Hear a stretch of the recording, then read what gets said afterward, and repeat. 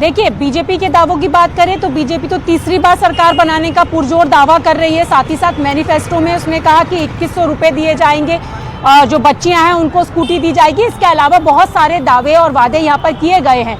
वहीं दूसरी तरफ अगर हम कांग्रेस की बात करें, अच्छा रचना, मैं देखिए आपसे बात कर रहा हूं इस बीच न्यूज 18 का जो एग्जिट पोल है, जो महापोल है, उसके यहां पर रिजल्ट महापोल के हम बता दें कि यह अनुमान है वो सामने आ चुके हैं। हरियाणा की तस्वीर एक बार जरा दिखाना चाहेंगे साइड टेली में, साइड टेली पर दिखाएंगे। उसमें बता रहे हैं ये 59 सीटें भाई कांग्रेस को मिल रही हैं। 46 का जादुई आंकड़ा हमने कहा था, 90 सीटें हैं हरियाणा में जिन पर चुनाव हुए हैं। 59 सीटें कांग्रेस को मिलती हुई दिखाई दे रही हैं। कांग्रेस का गठबंधन किसी के साथ नहीं था, अपने दम पर 59 सीटें कांग्रेस इस महा एग्जिट पोल के जरिए लाती हुई दिखाई दे रही है। एक अनुमान है 21 सीटें बीजेपी को मिल सकती हैं। कहें कि बीजेपी बढ़त बनाए हुए है इन 21 सीटों पर 90 सीटों में से, यानी बिल्कुल बीजेपी की एकदम से कहें कि पिछली बार 40 सीटें थी 2019 में मिली थी, और ये अनुमान जो बता रहा है वो 21 सीटों का बता रहा है, यानी करीब करीब हाफ हो गई है। जेजेपी 2 सीट दुष्यंत चौटाला वाली, आईएनएलडी की बात करें या उनके गठबंधन की बात करें तो उनको यहां 4 सीटें मिलती दिखाई दी। आम आदमी पार्टी का कुछ भी यहां अता पता नहीं दिखाई दे रहा है, क्योंकि अगर इनको टोटल करें तो करीब ये कह सकते हैं कि फिलहाल यही मोटी एक तस्वीर सामने आ रही है। और अगर यही स्थिति रहती है तो भाई कांग्रेस अपने दम पर सरकार बना लेगी। अगर इन एग्जिट पोल को हम एग्जैक्ट पोल नहीं है, हम बता दें पहले ये एग्जैक्ट पोल नहीं है। रचना का एक बार फिर से रुख करते हैं। रचना कंटिन्यू कीजिए। बीजेपी के दावे की तो बात आपने की, लेकिन कांग्रेस के दावे भी बता रही थी, और साथ ही साथ ये महा एग्जिट पोल भी आ गया, 59 सीटें कांग्रेस। बिल्कुल, देखिए जिस तरीके से एग्जिट पोल आ रहे हैं, और अगर हम कांग्रेस की बात करें तो कांग्रेस अपनी गारंटी के साथ हरियाणा में पुरजोर कमबैक की स्थिति में लोगों के हिसाब से नजर आ रही है। लोगों का कहना है कि उन्हें बदलाव चाहिए, क्योंकि यहाँ पर अगर मुद्दों की बात कर ली जाए तो बेरोजगारी सबसे बड़ा मुद्दा है, नशा सबसे ज्यादा बड़ा मुद्दा है, और साथ ही साथ महिला सुरक्षा, क्योंकि हमने तमाम जगहों पर जाकर अलग अलग गाँव की महिलाओं से शहर के इलाके हैं वहां की महिलाओं से बात की, हरियाणा की जनता विधानसभा में जो केंद्र में सरकार होती है उसके साथ रहती है। इस बार मतलब ये रिवाज बदल रहा है। बिल्कुल, देखिए लोगों का कहना है कि केंद्र में उन्हें जो सरकार मौजूदा है वो चाहिए, लेकिन हरियाणा में बदलाव चाहिए। और यहाँ पर कई जगहों पर त्रिकोणीय मुकाबला देखने के लिए भी मिला। लेकिन आपको ये भी बता दें कि वो जो त्रिकोणीय मुकाबला है वो बीजेपी, कांग्रेस और जो निर्दलीय दल से उम्मीदवार खड़े हुए हैं उनके बीच नजर आ रहा है। पानीपत में भी जिस तरीके से विजय जैन निर्दलीय खड़े हैं, जो कि पहले किसी पार्टी में हुआ करते थे और टिकट ना मिलने के कारण अब वो निर्दलीय खड़े हैं, तो यहाँ पर एक बात ये भी है कि जो निर्दलीय कैंडिडेट्स हैं वो भी समीकरण बिगाड़ते हुए। बीजेपी के मेहमान हमारे साथ हैं स्टूडियो में। मैं प्रताप राव जी, ये जो महा एग्जिट पोल की तस्वीर आई है, एग्जैक्ट पोल नहीं है, ये बता रहा है कि 59 सीटों पर कांग्रेस को बढ़त मिल सकती है जब 8 अक्टूबर को नतीजे आएंगे, और 21 सीटें बीजेपी को बढ़त मिलती हुई दिखाई दे रही है। हाँ रविंद्र, ये आपका महा एग्जिट पोल है, लेकिन हमारा एग्जिट पोल जो है कह रहा है कि बीजेपी को 50 सीट आएंगी, तो इसलिए ये एग्जिट पोल में डिफरेंस है। आपका एग्जिट पोल कुछ कह रहा है, अभी देखते हैं एग्जैक्ट पोल जब आएगा तो अपन तुलना कर लेंगे। लेकिन हमारे हिसाब से पूर्ण बहुमत के साथ बीजेपी हरियाणा में तीसरी बार सरकार बनाने जा रही है। अब देखते हैं, क्योंकि एग्जिट पोल तो बहुत सारे आएंगे, आपके भी आएंगे, हमारे भी आएंगे, कांग्रेस के भी आएंगे, सबके आएंगे, और देखते हैं। इंटरनल सर्वे भी होता है, संघ का भी होता है, और आईबी का भी होता है। मैं उसी हिसाब से कह रहा हूँ। सब सारे पोल जो होते हैं वो हमारा जो अपना पार्टी का जो असेसमेंट है, हम पूर्ण बहुमत की सरकार बनाने जा रहे हैं, इसमें कोई शक नहीं है। जयमिनी जी, 45 ना कोई दोहराए है। 45 सीट बता रहे हैं। हमारा एग्जिट पोल है। हाँ ठीक है, 45 सीटों का आप बता रहे थे अनुमान एक अपने एग्जिट पोल के जरिए। जयमिनी जी, ये जो हमारा आ रहा है एग्जिट पोल, उसमें 59 सीटें कांग्रेस। देखिए, मैं कह रहा था 45 से 50 के ऊपर तक जाएगी ये कंफर्म है, क्योंकि वहाँ कभी कुरुक्षेत्र में महाभारत का युद्ध लड़ा गया था और पानीपत की लड़ाई भी हुई थी।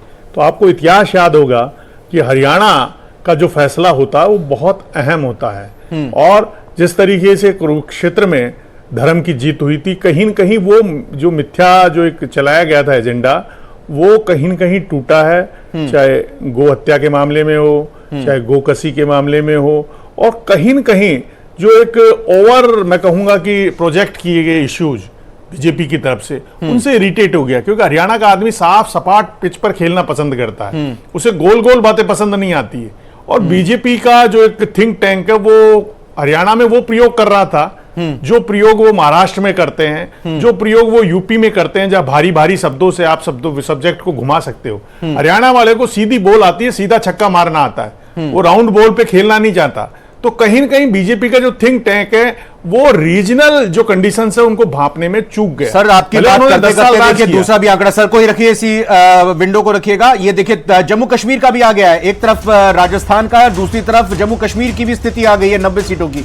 जी हाँ, 30 सीटों की बात यहां पर जम्मू कश्मीर में कही जा रही है। कांग्रेस के जो नेशनल कॉन्फ्रेंस के साथ गठबंधन है, और माफ कीजिएगा बीजेपी 30 और दूसरी तरफ नेशनल कॉन्फ्रेंस और कांग्रेस 33, पीडीपी की 6 सीटें। जरा ये भी देखते रहिएगा, लेकिन राकेश गोयल जी को लाते हैं और हरियाणा पर पहले बात करते हैं, फिर एक राउंड जल्दी से जम्मू कश्मीर का भी ले लेंगे। सर ये बताइए कि राकेश जी, एग्जिट पोल है ये भाई, अगर ये एग्जैक्ट नतीजों में तब्दील होता है हरियाणा में, तो कांग्रेस के लिए क्या संजीवनी और बीजेपी के लिए क्या संकट?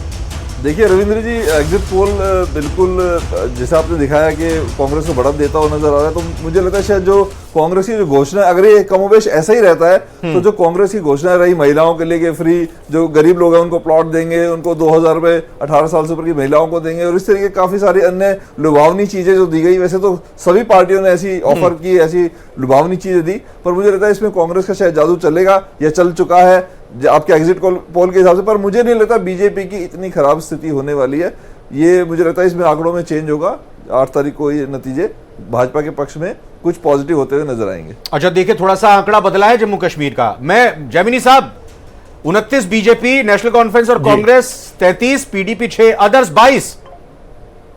सरकार तो बनेगी सर? बिल्कुल सरकार तो बनेगी।